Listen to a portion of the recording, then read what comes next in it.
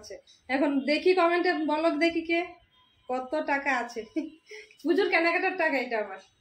1 মাস ধরে পুজোর কেনাকাটা, তাই বলে অনেকে ভেবো না আমরা বিশাল বড় লোক। কেন বললাম, পুরো ভিডিওটা দেখলেই কিন্তু তোমরা বুঝতে পারবে। আজকের ভিডিওটা আমি এখান থেকেই শুরু করছি। আশা করি আজকের ভিডিওটাও তোমাদের কাছে ভালো লাগবে, একটু ইন্টারেস্টিং হতে চলেছে। অবশেষে পুজোর কেনাকাটার টাকা আমিও পেয়ে গেলাম। অবশ্যই এবার পুজোর কেনাকাটার টাকা দিয়ে শাড়ি কেনাকাটা করব না, অন্য কিছু একটা বানাবো। অনেক দিনের ইচ্ছে, অবশ্য বানিয়ে তারপর দেখাবো পুজোর কাপড় চোপড় টাকা দিয়ে আমি কি বানিয়েছি আর কি, খুবই স্পেশাল। কত টাকা দিল আমি গনে দেখিয়ে দিচ্ছি। 1 2 3 4 5 6 7 8 9 10 11 12 13 14 15 16 17 18 19 20 21 22 23 24 25 26 27 28 29 30। এখানে 30টা 500 টাকার নোট আছে।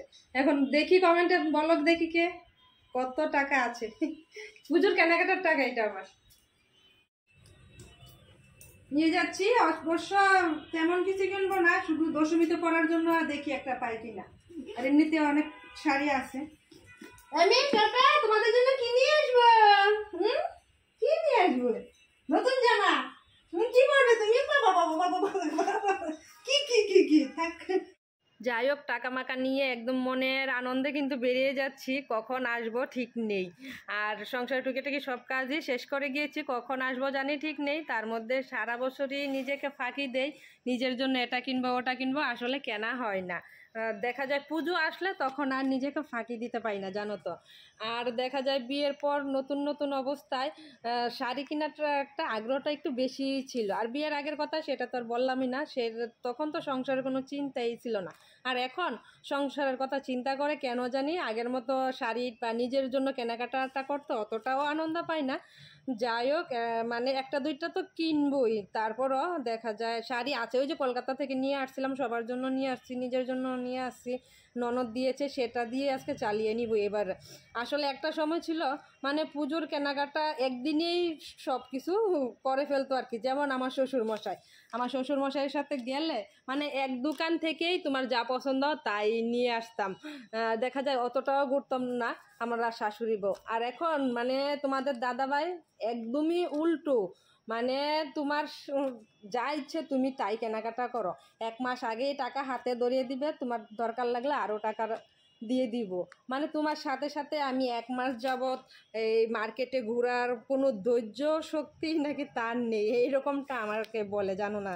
এই বলে কেউ আবার ভেবো না যে আমরা খুব বড় লোক। আসলে আজকে যাই দেখা যায় পছন্দ হয় না, নেই না, তারপর আবার কালকে যাই, এরকম করতে করতে কয়েকটা দিন লেগে যায় কেনাকাটা করতে করতে। আসলে একটা দোকানদার যে কত ধৈর্যশীল নিয়ে আমাদের শাড়ি দেখায় জানো তো। মানে কিনিন তো একটা বা 10 15 20টা শাড়িও কিন্তু একবার নামিয়ে ফেলি। সত্যি দোকানদার শাড়ি যারা বিক্রি করে তাদের অনেক ধৈর্য শক্তি। আর এর মধ্যে কিন্তু কয়েকটা শাড়ি কিন্তু দেখে ফেলেছি, তোমরা দেখতেই পেয়েছো। আর আমি কিন্তু এবার বেশি একটা কেনাকাটা করব না, তার মধ্যেও দেখা যায় না কিনলেও হয় না। এর মধ্যে আর এটা হলো এই যে বিলাসী, নারায়ণগঞ্জের মধ্যে তোমরা সবাই চিনো। আর মোটামুটি সবাই কিন্তু বিলাসীর কাপড়গুলো বেশ পছন্দ করে, আর বেশ নতুন কোয়ালিটির কাপড়ও পাওয়া যায়। আমার তো বরাবরই বিলাসী থেকেই নেওয়া হয়। আর এই শোরুমটা দেখো অনেক, মানে আরও তো শোরুম আছে, দেখা যায় গোডাউন আছে, এটা শুধু বিক্রির জন্য যেটা হয় সেটা। আর এই যে অর্গানজা বেশ ভালোই লেগেছিল, তার মধ্যে চলে আসলাম আবারও, মানে 3 পিসের এটা ছিল, ওইটা ছিল ডিআইটি। এখন চলে আসলাম চাষারার এদিকটায় আর কি, মানে এটা কি মার্কেট বলে, ওই যে সান্ত্বনা নাকি কি জানি, সমবায় সমিতি যেটা, ওইটার ভিতরে আর কি। বেশ আমার কাছে বেশ ভালোই লেগেছিল। টুম্পার জন্য নিয়েছি, আমার জন্য নিয়েছি। এবার আর কাউকে তেমন করে দিচ্ছি না, যেহেতু ওই কলকাতা থেকে নিয়ে আসছিলাম, সবাইকে ওইখান থেকে দিয়েছি আর কি। এর মধ্যে অনেকটা সময় ঘোরাঘুরি কিন্তু করছি। এখন চলে আসলাম আবার হক প্লাজা।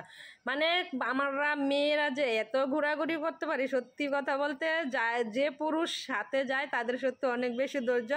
আমার বরের অতটাও ধৈর্য নেই যে আমার সাথে ঘুরে ঘুরে মার্কেট করবে বা আমাকে করাবে। আমার বিয়ের পর থেকে একদিনও আমার সাথে মানে এইখানটায় আসেনি, বা ওই কলকাতা গেলে ওইটা আলাদা, কিন্তু এইখানটায় একদিনও যায়নি। আমি নিজে নিজেই একা একাই নিজের পছন্দেই কেনাকাটা করি। অবশ্য মাঝে মধ্যে আমার পছন্দটা তোমাদের দাদাভাই ইগনোর করে যে ভালো লাগে না, তারপরও কিছু করার নেই, যেহেতু তুমি সাথে আসছো না, কেনাকাটা করে দাও না। তার মধ্যে ওই যে শাড়িতে ফলস লাগাবো, চলে আসলাম। তারপর কোমরে বেল্ট দিব, সেই রকম রেস নিব আর কি।